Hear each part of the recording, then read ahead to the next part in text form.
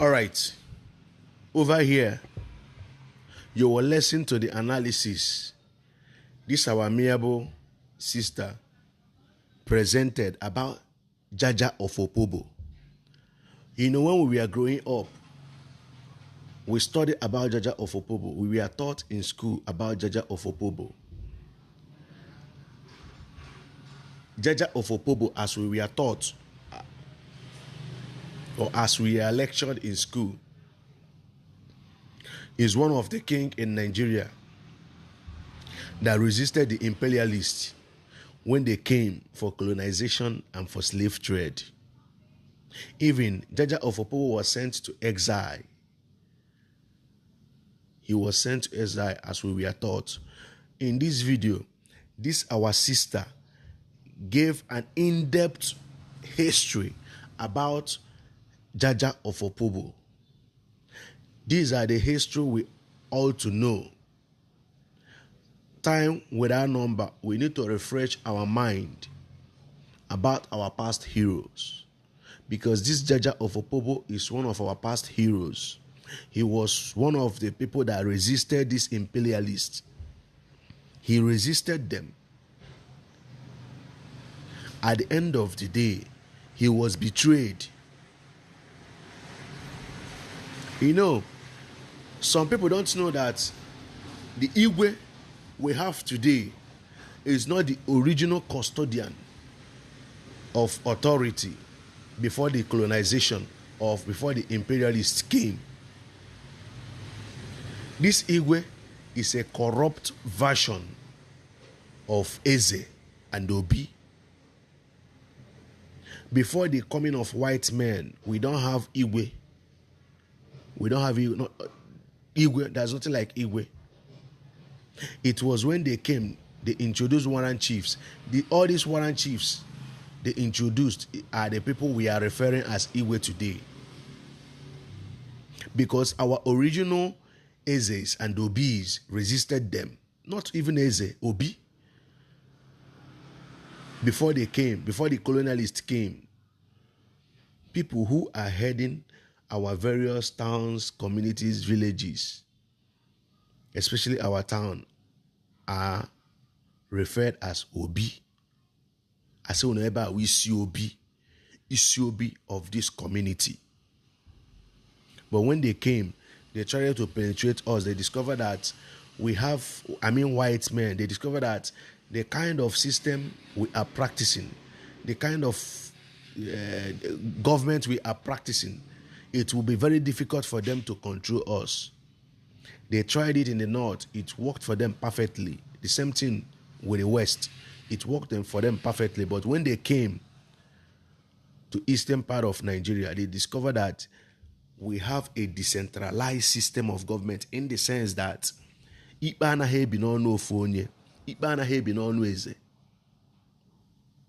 before the Eze will take decision, he will first of all tell you that he has to consult his cabinet members. After consulting the cabinet members, Oya consult the titled men. After consult these people, he will not consult Ndo Tuobo. After Ndo Tuobo, however, to the overall of them. Ndewa gada bachirozo na hasina na gebi ebiri. Hasina mambi, who are the what? Omwada or Omwokwo. Very, very powerful people in Igbo society. So when these guys came, they discovered that this is how we were structured. That is why one of the white men from America said that democracy started from Igbo. When they came, they discovered that when they tell our Obis something, they will pass to, or after, the white people, don't forget, the white people, after communicating with our Obis, they will tell them, okay, we've heard what you said. We got to communicate with we'll have to communicate with my cabinet members. After communicating with them, I will communicate with Indians and also. And after all these things, we'll now go to Market Square. Everybody opinion pool. for people to decide. They find it difficult. Then, this Jaja of Opobo was the king then. However, this Jaja of Opobo kebuo. Wakabana exile. You know? So, all this history, we hire Kweselema so that we will know the stuff which we Igbos are made of. Ayabo anyhow people. I used to tell people that Igbos are the ancient people, the first being ever existed on this planet Earth. That is why that Igbo land is the centerpiece of the world. 0 longitude and 0 latitude. The Edom. An Igbo with that Edom that was written in the Bible, the center of the world. The only place in the world, no wanina, ebokwa, breadfruits, okwa, nepu, no other place on this planet Earth, kokwa, nepu. And funny enough, anaha kokwa ako, okwa nepulo onwe, okwa. And one mystical thing about okwa is onwe ke ebe okwa pulu owere ebe okwu na-aga iyano kata na okwa tiburu mmadu onye ọrụ okwa tiburu anybody that the fruit fell from the distance and kill or buy, just know that that person is an evil person. I had experience, you know, there was a day I was passing that very place, that very part. Okwanodia. Immediately I now step, will I say an inch? Okwada.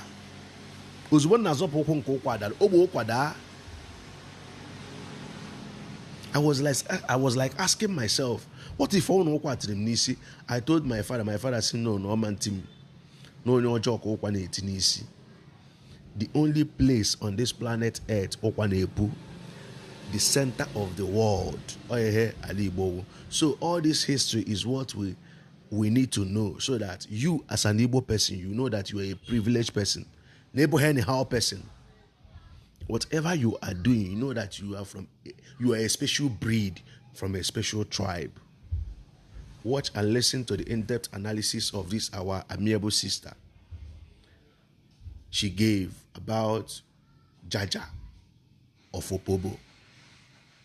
Please, if you like the way we are propagating this message, it will not take you anything. Hit the subscription button, like the video, and share the video so that our people will learn,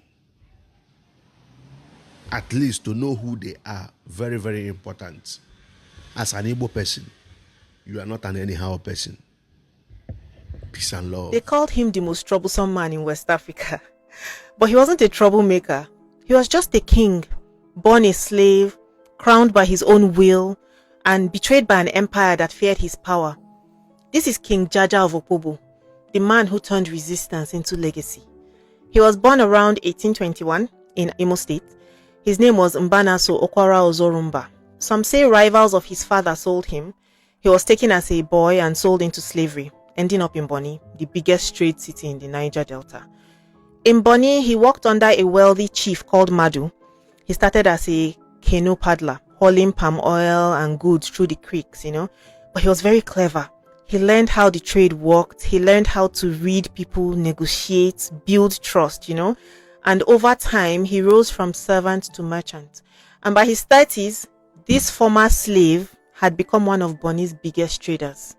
When his master died, Jaja took over the business and the heavy debts that came with it.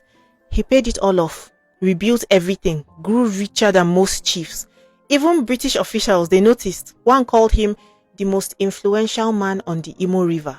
But success in Bonny meant enemies. His main rival was a man named Okojombo. Their fight, it wasn't just about business. It was about power, religion, control. Then in 1868, a fire destroyed most of Jaja's stores. His rivals saw weakness and they went to war. Bonny descended into chaos. Jaja knew that he couldn't win that fight, so he made a smarter move. During the so-called peace talks, he quietly prepared to leave. When the moment was right, he took his people, that's like 14 of Bonny's 18 trading houses, and he walked away. They traveled all the way to the east to the mouth of the Imo River, and they built a new settlement. He called it Opobo. It was named after an old Bonny king named Opobo the Great. And on Christmas Day in 1870, Jaja was crowned King Jaja of Opobo. Within months, Opobo took over the palm oil trade. By 1870, they were already exporting around 8,000 tons of oil a year, straight to British buyers. Bonny's merchants, they lost everything. Some said over 100,000 pounds vanished from their trade. The former slave who had built a kingdom had outperformed his old masters. Jaja's rule was very strict, but he was fair. He recreated the Bonny system of trade houses, but under one central authority, his own. He paid inland producers well, he built loyalty through kinship, trust, he kept his word. But he did not tolerate nonsense. When some inland traders in Kwa Igbo tried to bypass him, he sent troops. People died, a lot, it was brutal, but it kept the system firm. He also refused to let Christian missionaries in. He had seen how they had divided Bonny. Instead, he opened a government school and then he hired an African-American teacher, Emma White, to run the school. Then he sent his sons to school in Scotland on one condition only: no religious lessons. By the mid-1870s, King Jaja was one of the richest men in West Africa.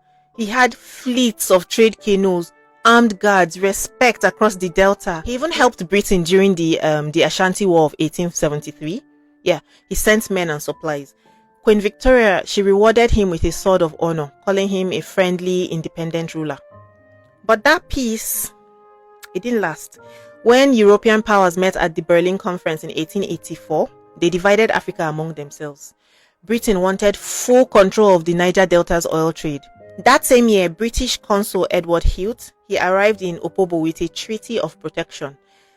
Jaja was careful. He asked questions, and Heath promised. He said in writing that Britain would not take his land, Britain would not take his markets, and that Opobo would stay under his rule.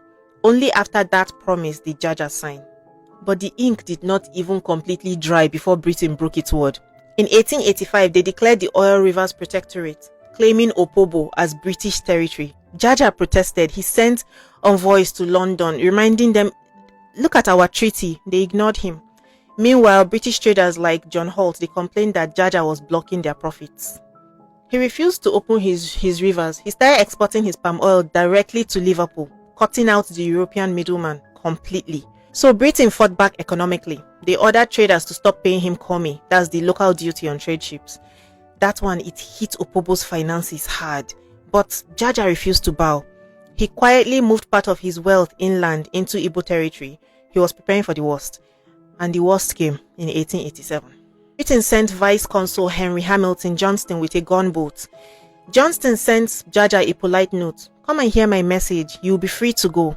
Jaja trusted him and he stepped into that boat. Minutes later, he was under arrest. They accused him of obstructing trade. He was taken to Accra, he was put on trial, and he was exiled. Even the British Prime Minister, Lord Salisbury, he called it what it was. This was a kidnapping. From London, he was sent to St. Vincent, then to Barbados. When he arrived, people of African descent, they gathered at the port. They were cheering for him. They demanded that the British respect him. They saw him as a symbol of African pride. And his royal bearing, how he was that day, it left an impression on Barbados. Even today, when they say, you are playing Jaja, it means to act proud or noble, you know. He spent years in exile, still writing petitions to go home. And in 1891, Britain finally agreed. But on his way back, he fell ill in Tenerife. The official story says illness. Others whisper poison. Either way, he never made it back home. His body was later returned to Opobo, where he was buried as a hero. In 1903, his people built a statue that still stands today with the word, a king in title and in deed, always just and generous. After Jaja's death, Britain moved fast. Other Niger Delta rulers like Nana of Ishakiri and King Koko of Nembe, they were removed next. The coast fell, one kingdom at a time. Today, schools, streets, even King Jaja Hall at the University of Lagos, they still carry his name. Historians like K.O.D.K. and S.J.S. Cookie, they call him one of Africa's first champions of economic freedom. He wasn't perfect, he ruled with a heavy hand and he protected his monopoly fiercely, but he did it to protect his people, to keep them independent, to make sure that no foreign power controlled their wealth or their destiny. No, heroes are not always saints. Sometimes they are the ones that protect their people's pride at all costs. And King Jaja of Opobo, he never bowed. Thank you so much for watching this story. If you like videos and stories like this, please follow me on all my social media. I tell these stories all the time. Thank you.